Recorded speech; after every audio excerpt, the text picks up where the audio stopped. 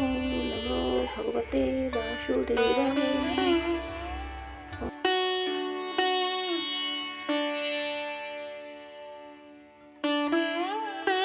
নমস্কার বন্ধুরা, শিপ্রা সিম্পল ব্লগে তোমাদের সকলকে জানাই স্বাগত। আশা করছি তোমরা সকলে খুব ভালো আছো, আমিও খুব ভালো আছি। আর আজ হচ্ছে দোল পূর্ণিমা, তাই তোমাদের সকলকে দোল পূর্ণিমার অনেক অনেক শুভেচ্ছা। আর আমি দোল পূর্ণিমায় গোপাল পুজো কেমনভাবে করি, আমার গোপাল পুজোর পদ্ধতি কীরকম, সেটা নিয়ে আমি আজকে চলে এসেছি। দেখতেই পাচ্ছ আমি সকাল সকাল কিন্তু স্নান টান করে ঠাকুর ঘরে চলে এসেছি। আর এখন আমি পঞ্চামৃতটা বানিয়ে নিচ্ছি। গোপালকে স্নান করানোর জন্য এই পঞ্চামৃতটা লাগবে। প্রথমেই আমি কাঁচা দুধ নিয়ে নিয়েছি, তারপরে মিষ্টি দই এখানে নিয়ে নিচ্ছি, দেখতেই পাচ্ছ। আর এই দইয়ের পরে আমি একটু ঘি দিয়ে দেবো এতে, দেখতেই পাচ্ছ আমি এখানে ঘি দিয়ে দিচ্ছি। এরপরে আমি একটু মধু দিয়ে দেব, দেখতে পাচ্ছ মধু দিয়ে দিচ্ছি। আর এরপরে আমি একটা তুলসী পাতা দিয়ে দিলাম আর একটু কুচো ফুল দিয়ে দিচ্ছি। আর এই কুচো ফুলটা একটু বেশি করেই আমি এই দুধের মধ্যে দিয়ে দেব, দেখতেই পাচ্ছ আমি অনেকবার কুচো ফুল এতে দিয়ে দিলাম। আর এখন আমি এতে চন্দন বেটে রেখেছিলাম, এই চন্দনটা দিয়ে দিচ্ছি। আর এরপরে আমি আর কিছুই দেব না, আমার পঞ্চামৃত রেডি হয়ে গিয়েছে, একেবারেই তৈরি। এরপর আমি গোপালকে আসন থেকে, সিংহাসন থেকে তুলে নিয়েছি। তুলে নিয়ে ওর যে পুরনো পোশাকগুলো ছিল সেগুলো আমি ওর এখন গা থেকে খুলে দিচ্ছি আস্তে আস্তে, দেখতে পেলে খুলে দিয়েছি।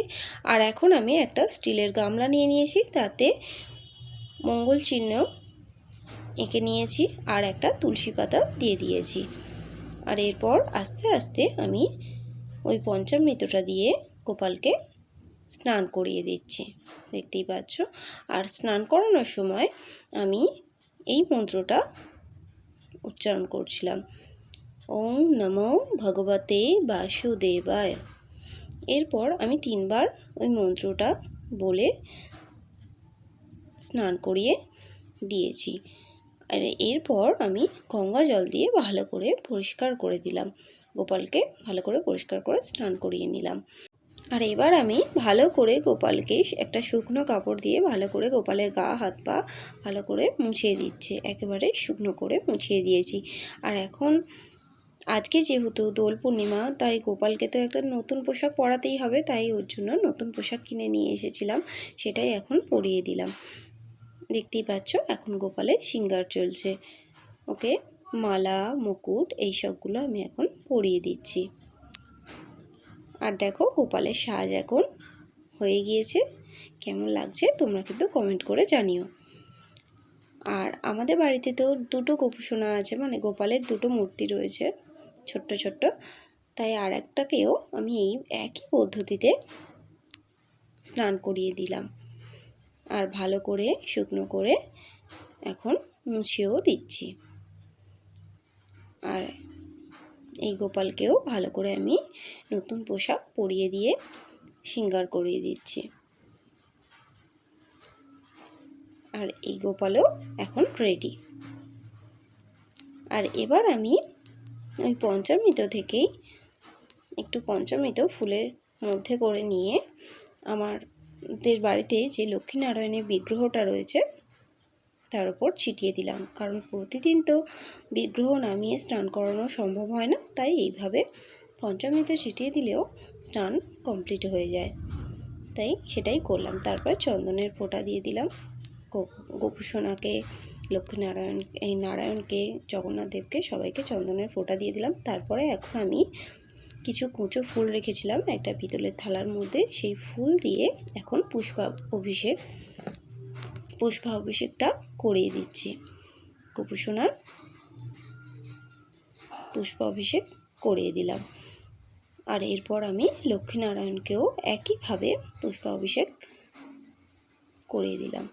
আর এরপরে আমি একটা থালার মধ্যে 5 রকমের আবির নিয়ে নিচ্ছি, দেখতেই পাচ্ছ এখানে 5 রকমের আবির রয়েছে, লাল, নীল, হলুদ, সবুজ আর গোলাপি। আর আরও সুন্দর করে সাজানোর জন্য আমি একটু কুচো ফুল ব্যবহার করেছি। আর এখন আমি একটা ফুলের মালা নিয়ে আমার গোপালকে পরিয়ে দিলাম। আর এখন আমি এই আবিরের থালাটা গোপুসোনার সামনে দিলাম। আর এই আবির থেকেই একটু আবির নিয়ে আমার গোপুসোনাকে গালে কপালে লাগিয়ে দিলাম। তারপর গোপুসোনার কাছে রেখে দিলাম।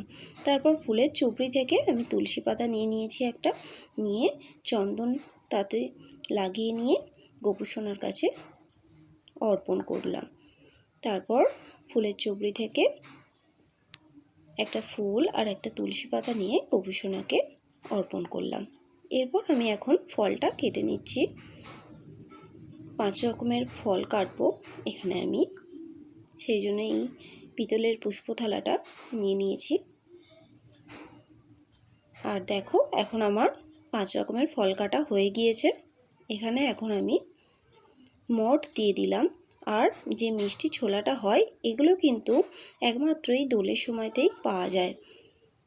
আর আমাদের গোপালের কিন্তু মানে শ্রীকৃষ্ণের খুবই পছন্দের খাবার। আর দিয়েছি মালপোয়া আর দিয়েছি নারকেল নাড়ু, আর তার মধ্যে একটা তুলসী পাতা আর একটা সাদা ফুল দিয়ে দিয়েছি। দিয়ে এখন আমার গোপালকে দিয়ে দিলাম। আর আমার গোপালের পায়েস তো খুবই প্রিয়, তাই একটু গোপালের জন্য পায়েসও দিয়ে দিলাম। আর পায়েসেও আমি তুলসী পাতা দিয়ে দিয়েছি। আর এখন আমি পঞ্চপ্রদীপ সাজিয়ে নিলাম, আরতি করব, তার জন্যই পঞ্চপ্রদীপটা সাজিয়ে নিলাম। আর এখন আমি ধূপটা প্রদীপ থেকে জ্বালিয়ে নিয়ে এইভাবে ধূপ দেখিয়ে আরতি করে নিচ্ছি। আর এখন আমি পঞ্চপ্রদীপটা দিয়ে একটু গোপালকে আরতি করে নিচ্ছি। আর একটু পঞ্চপ্রদীপের তাপ একটু আমার গোপাল সোনাকে দিয়ে দিলাম আর সমস্ত ঠাকুরকে দিয়ে দিলাম। আর এবার আমি শঙ্খ বাজিয়ে ঘন্টা বাজিয়ে আমার পুজোটা এভাবে আমি সম্পন্ন করব।